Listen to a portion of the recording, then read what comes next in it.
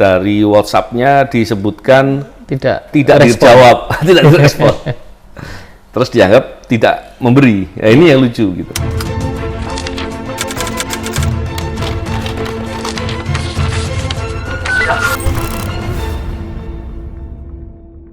Bismillahirrahmanirrahim. Assalamualaikum warahmatullahi wabarakatuh. Salam integritas anti korupsi. Bincang-bincang spesial nih edisi malam hari. Ini perdana kita diskusi malam hari ini, Pak. Malam ya. Iya. Ini ingin bertanya ini saya, Pak. Sekarang ini kan lagi kita dipertontonkan dengan putusan hakim itu yang putusan pengadilan, Pak ya. Oke. Untuk para koruptor nih, Pak. Yang ada yang kelakuan baik, terus baik selama bekerja. Terus dan itu jadi diskon, Pak. Iya. Jadi pengurang bukannya dibikin cerah malah didiskon, Pak. Itu gimana, Pak, respon Bapak itu, Pak? Ya, ya kita prihatin ya. Tentunya terkait dengan kejahatan korupsi ini sebenarnya dalam undang-undang tidak pidana korupsi itu di dalam pertimbangan-pertimbangannya, penjelasannya disampaikan bahwa korupsi itu sebagai kejahatan extraordinary. Artinya kejahatan yang luar biasa. Ketika kita melihat hal seperti itu, harusnya penanganannya juga harus extraordinary. Penanganannya juga harus sungguh-sungguh. Artinya hukumannya pun harus bikin jera. Agak lucu juga ya kalau kemudian orang dihukum berbuat korupsi atau aparatur lah ya dihukum berbuat korupsi, kemudian diklaim selama ini berbuat baik. Lah kalau semua berbuat baik kok korupsi? Gitu. Sederhananya gitu. Kalau berbuat baik mestinya nggak korupsi dong. Kan logikanya begitu. Ketika orang ketangkep korupsi, nggak mungkin itu baru pertama kali. Nggak mungkin. Karena tadi sebagaimana yang sering saya sampaikan bahwa korupsi itu kan rusak, itu kan perilaku yang salah, perilaku yang jelek. Ketika orang bermasalah dalam perilaku, berarti karakternya bermasalah. Dan itu terbentuknya kan nggak sehari dua hari, berproses panjang. Nah, ketika kemudian dia sampai berani memilih untuk berbuat korupsi, berarti kan dia sudah mengalami fase-fase tertentu hingga pada sampai kemudian yang bersangkutan memutuskan untuk berani berbuat korupsi. Sederhananya begini, orang kalau pertama kali mau berbohong pasti dia takut, gitu. Tapi kalau terbiasa berbohong, ya dia barangkali sampai pada level tertentu pun dia lupa yang disampaikan itu bohong apa enggak. Separah itulah kurang lebih. Begitu juga dengan kejahatan. Ketika bahkan kejahatan itu sampai tertangkap, artinya dia telah berulang kali berbuat itu. Terus kalau kemudian telah berulang kali berbuat dan kemudian tertangkap, kemudian dibawa dengan bukti-bukti yang nyata di persidangan, kemudian dilihat berbuat baik di persidangan atau berbuat baik ketika sebelumnya gitu. Ini yang menarik ya. Tapi kembali lagi tadi, kita tentunya perlu untuk membicarakan ini, memberikan perhatian terkait hal yang seperti ini dengan harapan bahwa ke depan tidak terjadi hal-hal yang seperti itu. Kita tentu semua berkeinginan agar orang takut berbuat korupsi. Kalau orang takut berbuat korupsi, kemudian harapannya korupsinya akan menurun ya. Dan kalau korupsi menurun, tentu yang untung adalah negara. Tapi kalau korupsi dianggap suatu hal yang tidak ditakuti, orang tidak takut untuk berbuat korupsi. Kenapa? Karena sanksinya ringan.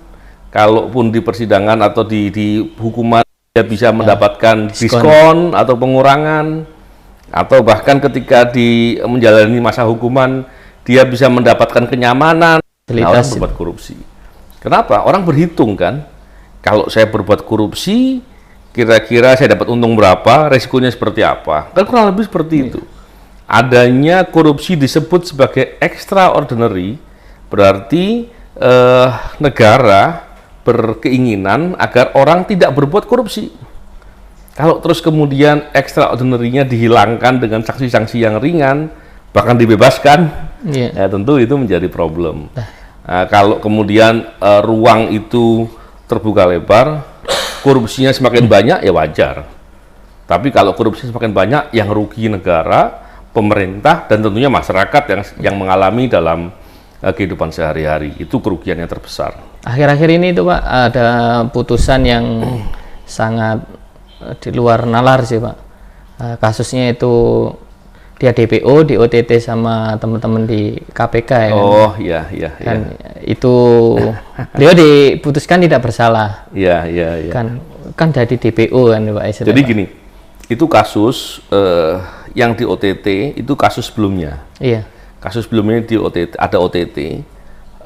Perbuatan yang sebelumnya adalah yang telah diungkap adalah menerima suap. Iya. Menerima suap. Suapnya banyak ya. Iya. Terus dalam proses itu kemudian ditetapkan seseorang sebagai tersangka. Sebagai tersangka memberi suap. Dan ketika itu yang bersangkutan melarikan diri. Iya. Dikejar, DPO dikejar, dapat, diproses di persidangan.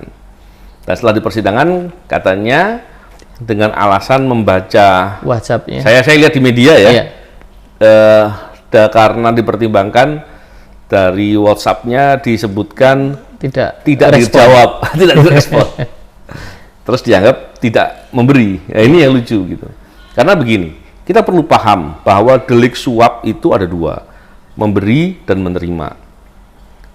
Bisa suatu keadaan di mana orang memberi tapi tidak ada yang menerima. Bagaimana caranya? Pemberi itu ada 3 kemungkinan perbuatan. Orang bermufakat jahat untuk memberi, belum memberikan, tapi sudah ada bukti permufakatan jahat, bukan niat, tapi persiapan pelaksanaan. Dia sudah menyiapkan uangnya, menyusun, terus kemudian bersepakat dengan beberapa orang untuk memberi, dan itu bisa dibuktikan itu permufakatan jahat menyuap. Itu yang pertama. Yang kedua, orang melakukan percobaan penyuapan. Percobaan itu sudah pada tahap berikutnya. Sudah pada tahap permulaan perbuatan, sudah mulai. Tapi kemudian tidak selesai karena pengaruh dari faktor lain. Percobaan. Ada lagi yang percobaan menyuap, perbuatan menyuapnya telah selesai, telah diberikan. Tapi kemudian aparatur yang diberi suap, dia tidak mau terima. Perbuatan menyuapnya telah selesai, tapi perbuatan menerimanya tidak ada. Kenapa? Karena orang pejabat yang mau disuap tidak menerima, itu bisa terjadi. Tapi kalau ada penerimaan suap, penyuapnya tidak ada, itu tidak mungkin. Tidak mungkin. Nah ini yang harusnya dijadikan perhatian. Kenapa kok ada penyuap di persidangan penerima suapnya bersaksi, yang telah dihukum ya, bersaksi bahwa betul dia yang memberi suap ke saya gitu. Terus kemudian dinyatakan tidak terbukti ya, ini yang menjadi menarik ya. Tapi terlepas dari itu semua, tadi saya katakan masalah upaya memberantas korupsi ini kan tidak hanya di sektor pendidikan saja yang sekedar membicarakan, ayo jangan korupsi. Bukan hanya di sektor pencegahan saja, di mana orang membuat sistem, membuat suatu mekanisme untuk orang sulit berbuat korupsi, tapi juga dengan cara ditindak agar orang jera atau orang lain tidak mau berbuat korupsi. Nah, kalau tadi yang saya katakan di awal, penindakannya atau penghukumannya justru membuat orang tidak takut berbuat korupsi, yaitu bahaya. Sulit untuk mengandalkan hanya dengan diberitahu atau dicegah saja, tapi tidak efektif dalam penindakan. Nah, ini yang menjadi menarik tadi yang saya katakan. Nah, kembali lagi tentunya kita semua hanya bisa berharap ya. Dan tentunya kita bisa mengkritisi ya dengan cara membicarakan seperti ini, bahkan di beberapa forum akademis barangkali bisa menjadikan bahan kajian, bahan diskusi atau penelitian atau apapun, yang dengan demikian harapannya ke depan hal-hal yang semacam ini tidak terjadi lagi.